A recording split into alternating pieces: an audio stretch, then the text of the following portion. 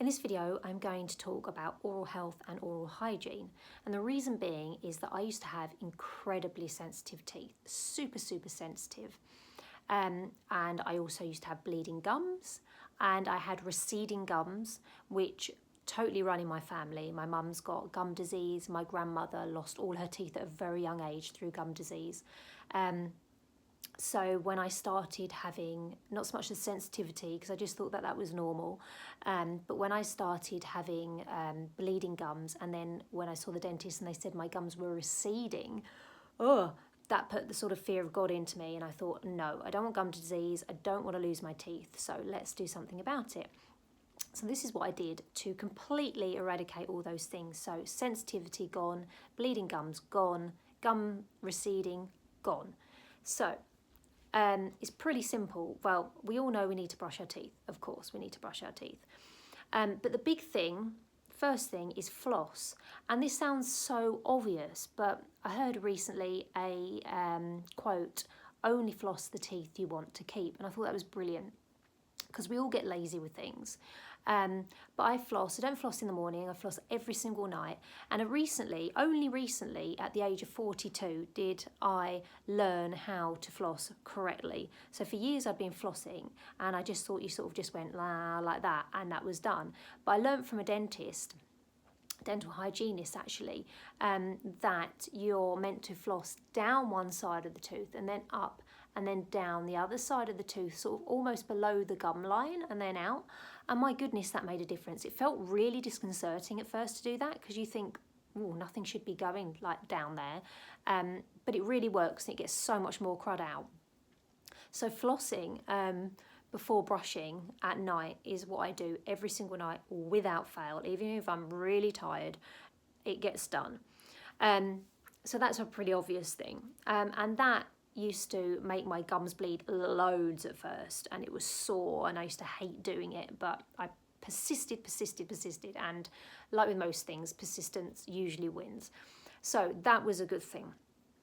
But then the other thing that I did was oil pulling, and this is where you put oil in your mouth. I use coconut oil, and you swish it about like you would with mouthwash, and you just swish it around for at least 10 minutes, longer the better, and you keep swishing it around, and it's really good for remineralizing your teeth, because I didn't realize that our teeth are like a bone, and they can remineralize just like your bones heal in your arm. If you break your arm, they start knitting together, they regenerate. Well, your teeth can do the same thing. So when I heard that, I thought, okay, let's do this.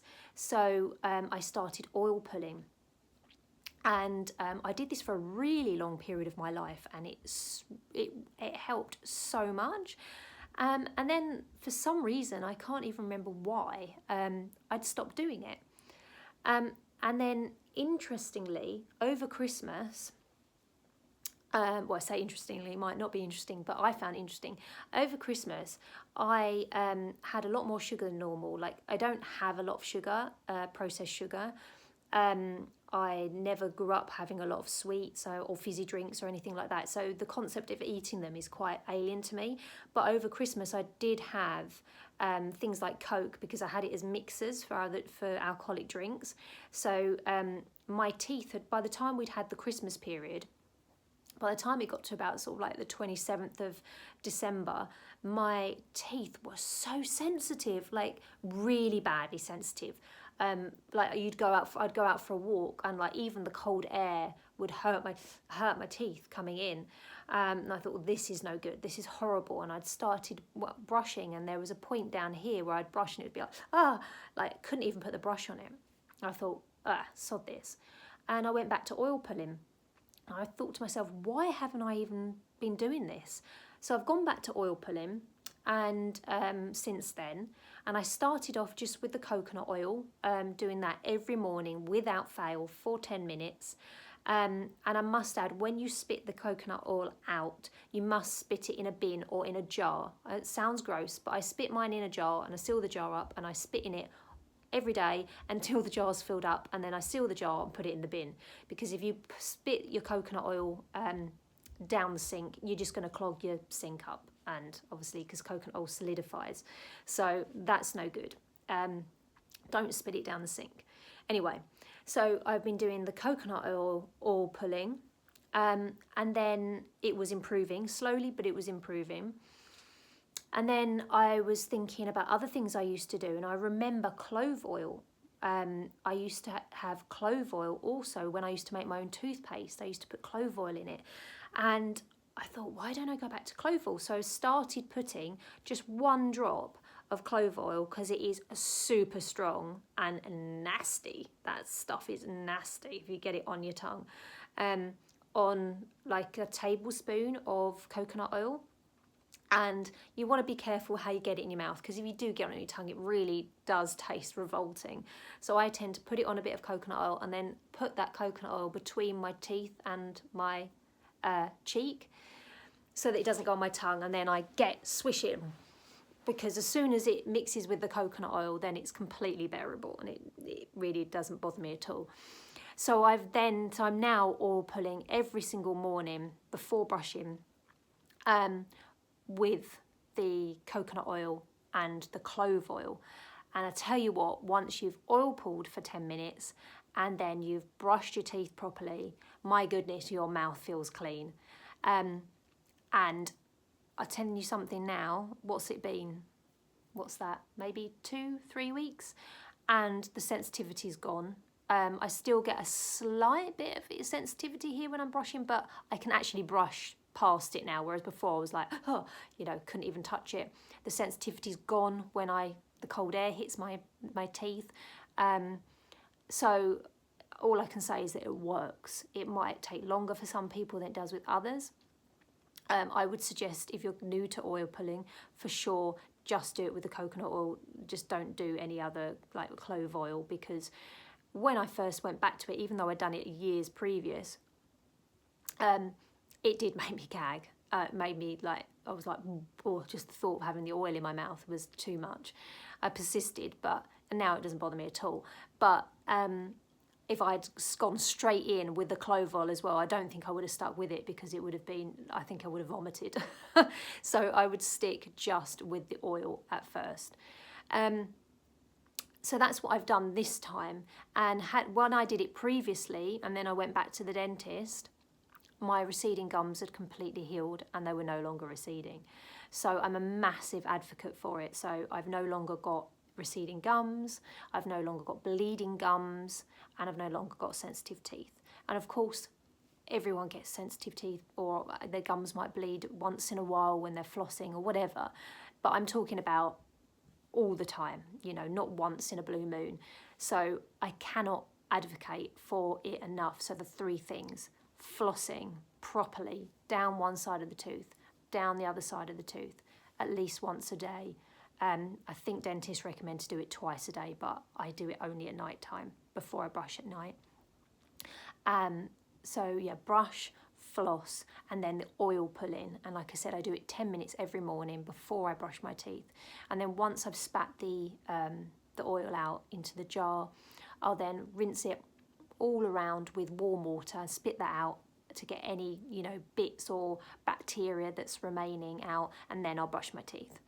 It's also worth noting that I haven't used a fluoride toothpaste for, goodness, maybe coming on to 15 years. I used to make my own toothpaste with coconut oil and bicarb and either sort of like mint oil or clove oil. But I haven't done that for a while because, to be honest, I just got lazy and couldn't be bothered.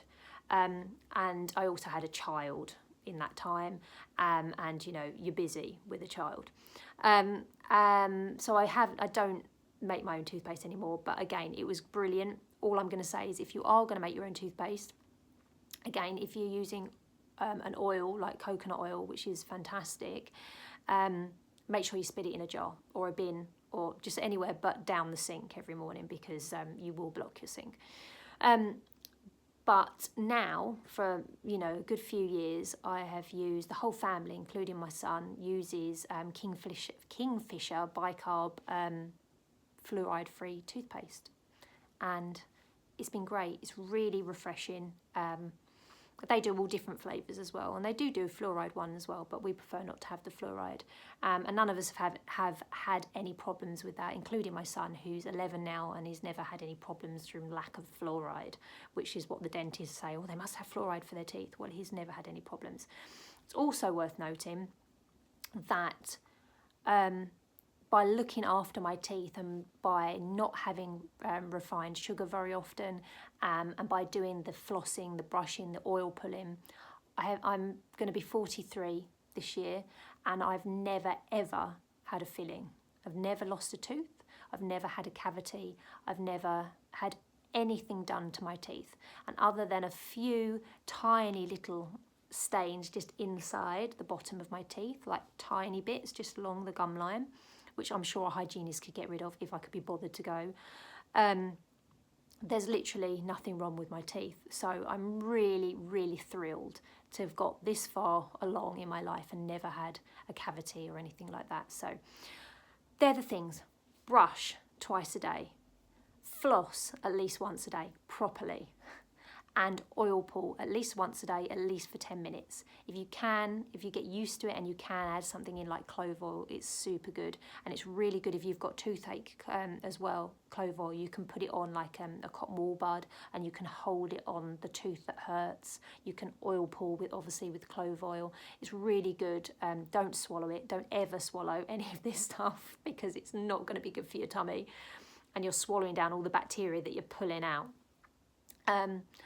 So yeah, it's really, really good for your oral hygiene, oral health. And if you want to reverse any of these things, all these things are reversible, unless you've got like some severe cavity. Even if you've got like a tiny little cavity, these things can be healed, but you've got to be persistent with them, and you've got to take them seriously. I'm not a dentist. I'm just going by the things that I've watched, things that I've read, and the things that I've done myself. So there we go.